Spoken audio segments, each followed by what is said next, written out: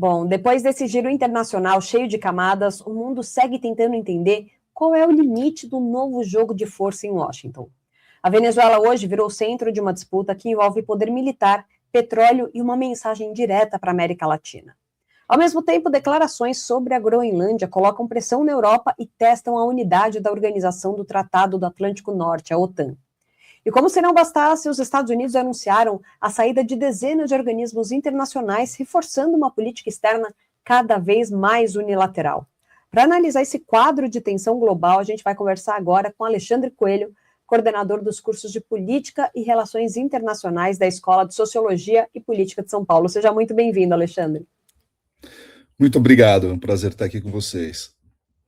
O prazer é todo nosso e é um prazer poder falar com o professor de Geopolítica em um momento tão tenso quanto esse, para explicar para a gente tudo bem explicadinho. Professor, vamos lá. Depois da Venezuela, o que esse movimento dos Estados Unidos sinaliza para o mundo? Uma estratégia de poder mais agressiva ou uma tentativa de reorganizar a ordem global na prática? Olha, acho que são as duas coisas, né? É uma prática, de fato, com relação à Venezuela, agressiva, né? Violenta, mostrando que os Estados Unidos, eles praticamente abandonaram o direito internacional, né? Não, simplesmente eles não entendem que o direito internacional se aplica a eles, Estados Unidos, né? Então, e aí vem, olha, se a gente quiser de fato fazer com que as nossas vontades possam valer a pena ou serem de fato executadas, nós teremos que agir por meios militares. Então, substitui-se aí o direito pela posição militar, a lei do mais forte, digamos assim. Nós saímos da força do direito, digamos assim, meio até clichê, mas saímos da força do direito para o direito à força, né? Basicamente, essa é a mensagem que os Estados Unidos está passando. E, consequentemente, o que a gente está vivendo, de fato, é uma reconfiguração da ordem internacional. Então, eu costumo dizer que é como se nós estivéssemos sobre um movimento de placas tectônicas aí das relações internacionais. Nós não estamos num momento de estabilização, mas sim de movimento dessas placas, em que nós saímos de um período, né, especialmente logo depois da Guerra Fria, né, da hiperglobalização, em que o direito internacional era, de fato, mais aplicado, do multilateralismo, né, dos acordos internacionais, para uma outra fase. Estamos transitando aí para um período, de fato, mais realista das relações internacionais e que, de fato, prevalece a lei do mais forte, aquele que tiver maior poderio ou capacidades militares e econômicas passa a tentar ditar as regras, né? Com certeza. Agora, e quando o Trump coloca a Groenlândia no radar, qual é o recado principal? É segurança no Ártico, disputa por minérios e rotas, ou um teste para saber até onde os aliados europeus aguentam? Olha, a Groenlândia é importante realmente por dois pontos, né? A questão das terras raras, dos minerais críticos, né, na Groenlândia. Então, Trump, ele não à toa, ele realizou diversos acordos no final do ano passado, quando ele passou pela Ásia, no que se refere à questão de minerais críticos. Ele também, a questão da Venezuela, agora recente, ele quer ter um domínio sobre a exportação de petróleo para a China, né? Não nos enganemos, aqui uma dos movimentos geopolíticos de Trump na Venezuela, a resposta é para se tornar ter maior controle, desculpa aí, pelo petróleo a ser exportado para a China, em contraposição ao controle de exportações de minerais críticos que a China realiza em relação aos Estados Unidos. E aí vem a Groenlândia, né? E aí, citando isso, acabei indo ali para a Venezuela, mas nós temos aí a Groenlândia. E a outra, além da questão dos minerais críticos, é a passagem para o Ártico, de fato. Porque com a questão climática, as mudanças climáticas, a tendência é que aquela região ela se torne cada vez mais navegável. E, por sua vez, o Ártico tende a ser cada vez mais um polo geopolítico importante. E os Estados Unidos, aí representado na pessoa do Trump, não quer perder a possibilidade de ter um domínio geopolítico sobre o Ártico. Agora, ele poderia realizar isso por meio de acordos junto à Dinamarca, afinal de contas, ele está lidando com um aliado histórico, né? Tem aí um acordo que é a OTAN, mas não, pelo contrário. E mais do que pressionar a União Europeia, para mim, o que nós já estamos presenciando é um enfraquecimento da OTAN, da Aliança Transatlântica envolvendo Estados Unidos e União Europeia. Para mim, essa fissura na Aliança Transatlântica já começou. Hoje, se a Rússia atacasse, por exemplo, vamos pensar aqui, a Dinamarca ou a França, enfim, lembremos da questão dos drones no ano passado. Supondo que aqueles drones eram russos, nós não tivemos nenhuma resposta contundente dos Estados Unidos, nenhuma manifestação, nenhum pronunciamento contundente dos Estados Unidos em relação àqueles incidentes envolvendo os drones no ano passado.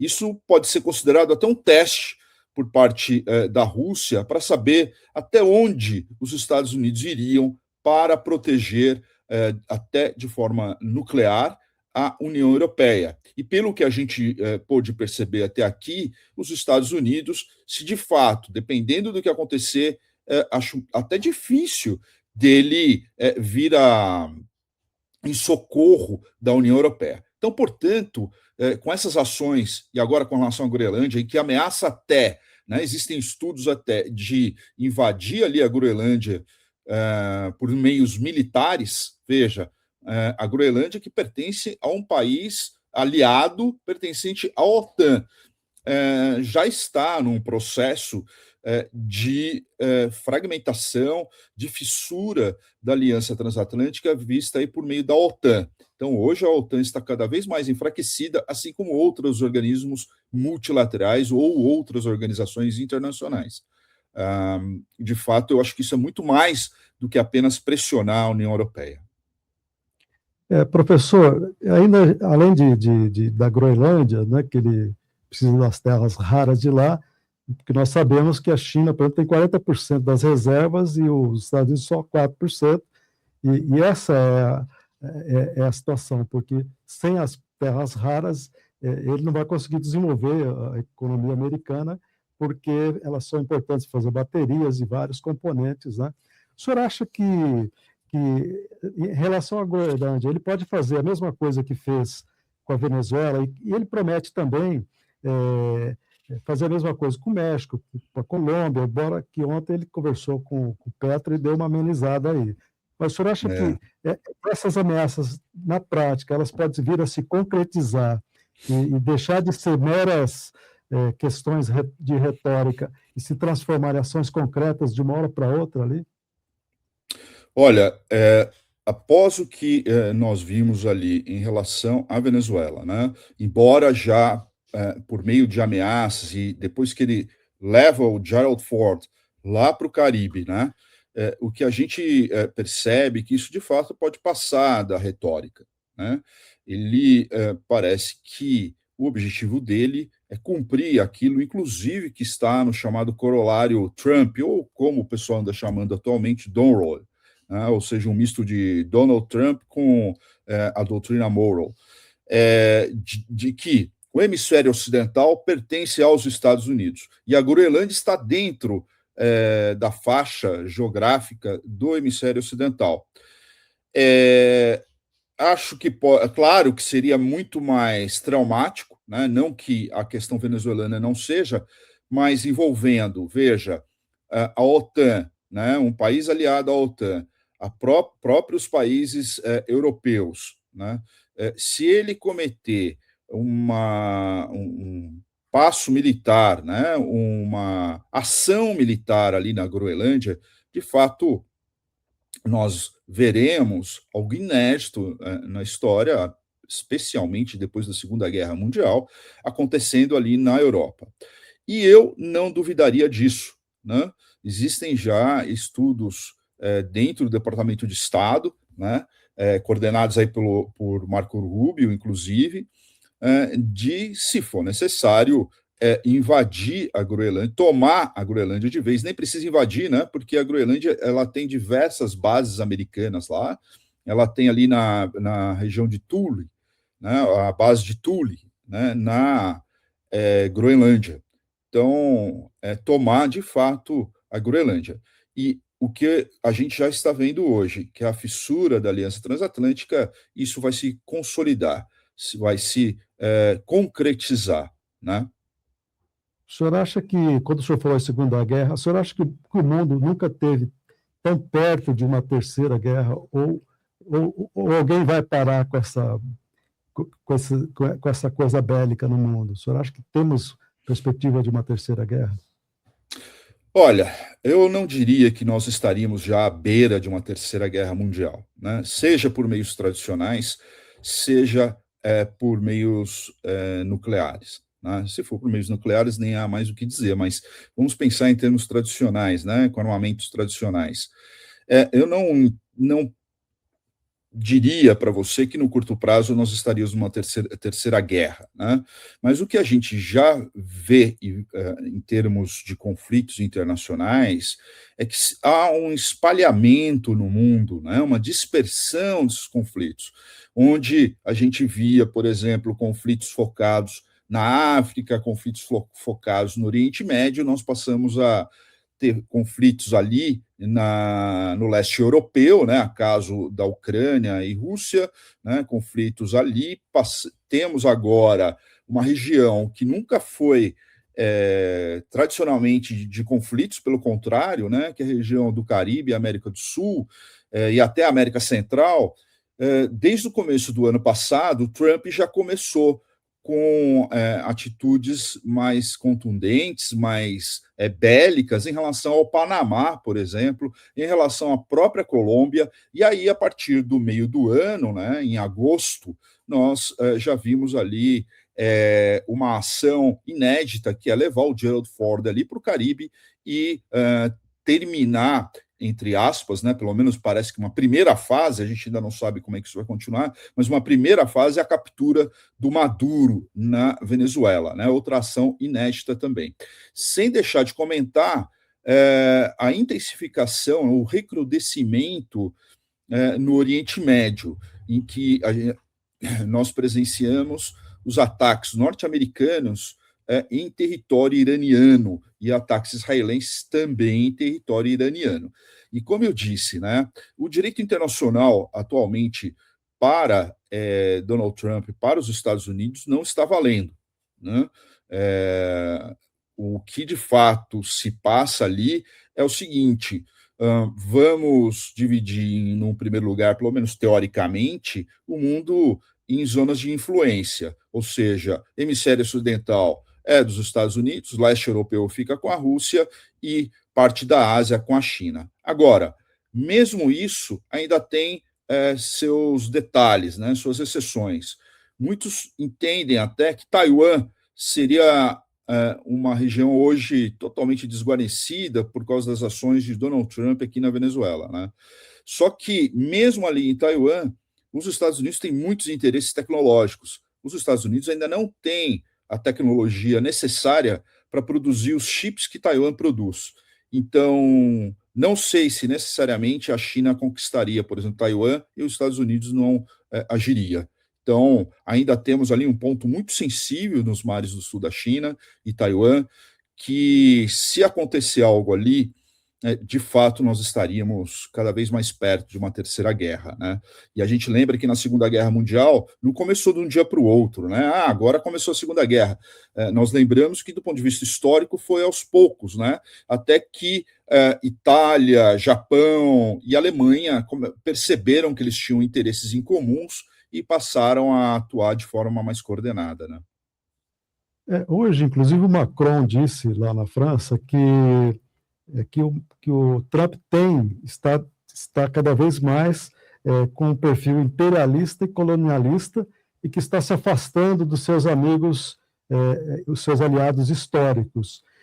O senhor acha que o Trump está se isolando e cada vez mais realmente perdendo esses amigos antigos, que a Europa sempre teve uma aliança muito forte com os Estados Unidos, né? O senhor acha que ele pode, em algum momento, se isolar e ter realmente esse perfil imperialista? Ah, sim, não tenha dúvidas, né? Na verdade, é, existe um artigo Existem vários artigos, mas é um que eu gosto sempre de ressaltar, que é o artigo do Stephen Walt, professor da Universidade de Harvard, em que ele publica na Foreign Policy, dizendo o seguinte, que União Europeia, né, ou Europa, não tenham dúvidas, né, os Estados Unidos hoje é inimigo da Europa. E isso ele escreveu, se não me engano, no começo do ano passado já, entre maio e junho, se não me engano. Quer dizer, não tenho dúvidas, os Estados Unidos hoje é inimigo da Europa. Então, o que a gente, de fato, já não precisa dizer jamais com meias palavras, mas de que os Estados Unidos, de fato, ele se mostra totalmente num processo aí de isolamento, né, diplomático no mundo, porque a conversa, ou seja, os meios diplomáticos já não são mais, nem esses são utilizados. Podem até levantar a questão, por exemplo, da paz no Oriente Médio, Hamas e Israel. Bom, é um cessar-fogo, digamos, muito frágil ali, né? Israel continua atacando ali na faixa de Gaza, o Hamas continua realizando ali algumas operações, então, quer dizer, é muito frágil, né?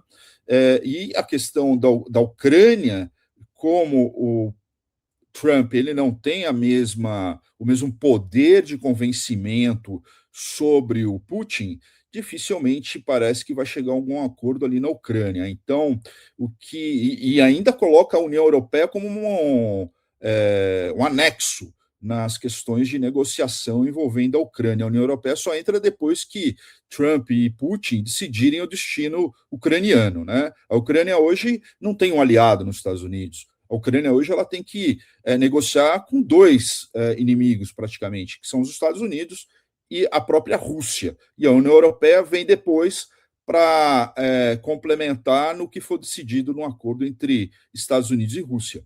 Portanto, se a gente for pensar nos aliados tradicionais, eles estão cada vez mais numa posição de súplica em relação aos Estados Unidos do que, de fato, de aliados. Então, se eles puderem tomar decisões no futuro que não envolvam os Estados Unidos, eles vão poder. Eles só não fazem isso hoje porque, do ponto de vista militar e tecnológico, eles ainda precisam muito dos Estados Unidos. E, ao mesmo tempo, eles não podem depender da China. Então, se a gente fosse pensar numa situação hoje do Brasil, por exemplo, que está entre a China e os Estados Unidos, muitos falam sobre isso em termos de política externa brasileira, a União Europeia parece estar até numa posição pior em termos de política externa, porque ele não está entre dois, ele está entre três, China, Rússia e Estados Unidos, né? Pois é. Bom, hoje a gente está conversando com Alexandre Coelho, coordenador dos cursos de Política e Relações Internacionais da Escola de Sociologia e Política de São Paulo. Professor, vamos lá. Quando os Estados Unidos condicionam o petróleo venezuelano a compras direcionadas de produtos americanos, a senhora acha que isso é mais uma medida econômica ou um mecanismo de controle político sobre o país? Mecanismo de controle político e econômico, são as duas coisas. Nós temos ali uma tutela do Estado venezuelano. Um protetorado na prática. Não é um protetorado legal, porque não tem ali um acordo, mas na prática, a política externa venezuelana, a questão política venezuelana e a econômica, elas vão estar controladas. Não a política doméstica necessariamente venezuelana, até porque o que Trump parece que quer, e aí até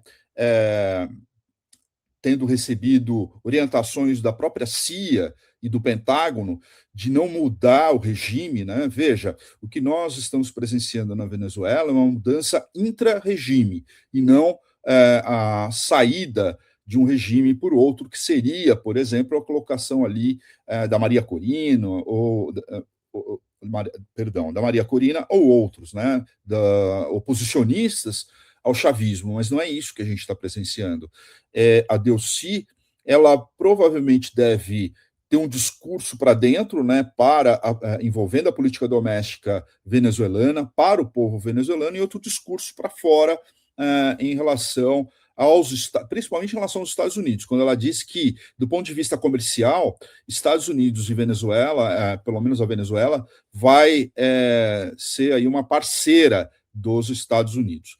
E na medida que a Delcy haja dessa forma, ela consiga também controlar, de certa forma, os radicais dentro do regime chavista, e aí a gente tem que acompanhar os comportamentos, por exemplo, do Diosdado Cabello, que recentemente, inclusive, fez uma manifestação na internet dizendo que a Venezuela não se entregaria ao governo americano, pedindo a volta do Maduro, né? Embora isso seja apenas retórica, porque o Maduro não vai voltar. O que acaba acontecendo é que nós precisamos acompanhar bem, porque se a Delcy não conseguir controlar o regime atual, Trump já disse que a receita seria tirá-la também do poder e colocar outro. Ou seja, o que os Estados Unidos estão tentando evitar hoje é a mesma tática ou estratégia que foi feita envolvendo, por exemplo, o Iraque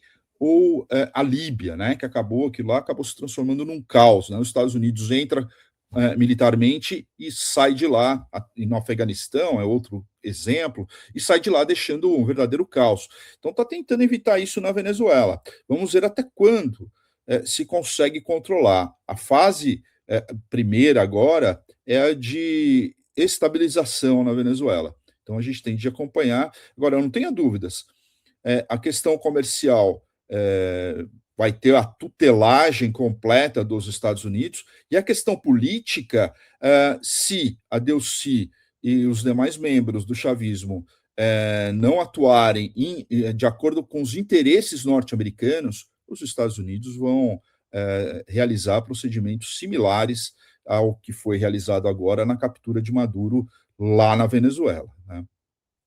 Professor, ontem os americanos anunciaram a saída de várias instituições, organismos multilaterais, 66, 31 delas ligadas à ONU, né? O senhor acha que com esse esvaziamento da ONU, o trumpismo realmente, quer dizer, a ONU perde relevância ainda mais do que já tem pouca? O senhor acha que o trumpismo está enterrando a ONU? Ah, sim, né? Não só a ONU, todo o sistema multilateral que ele próprio ajudou a construir. Então, na medida em que o sistema multilateral pós-Bretton Woods, né, o sistema criados ali no acordo de Bretton Woods, né, como o Banco Mundial, o FMI, a questão da ONU, né, criada depois da Segunda Guerra Mundial, que vinha ali de um sistema fracassado, que era a Liga das Nações, ou seja, todos esses mecanismos, organizações multilaterais, elas já estavam sendo sabotadas desde o governo Obama, quando o Obama segura a eleição de juízes na OMC, no sistema de solução de controvérsias lá da Organização Mundial do Comércio. No governo Trump, isso se acelera, né? E agora, no segundo mandato Trump, ele não só acelera, como ele aumenta a saída dos Estados Unidos de diversas organizações, né? Organização Mundial do Comércio, o Acordo de Paris, que eles já tinham saído, depois em Biden volta e agora sai de novo, né? Bom, aí nós temos dois efeitos.